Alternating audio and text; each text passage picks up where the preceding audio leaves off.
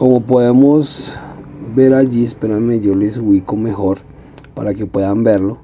Solo nos está cazando una nomás, que es la primera, la que está más pegada a la máquina. Esta es la primera que tenemos que enfrentar y ya está. La que nos falta es esta de acá, que es la que les estoy señalando.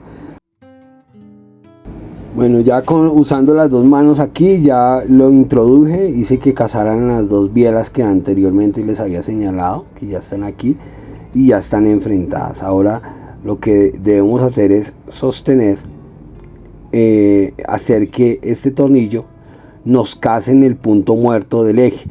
Como si se pudieron dar cuenta, cuando les mostré el eje tenía una cara plana,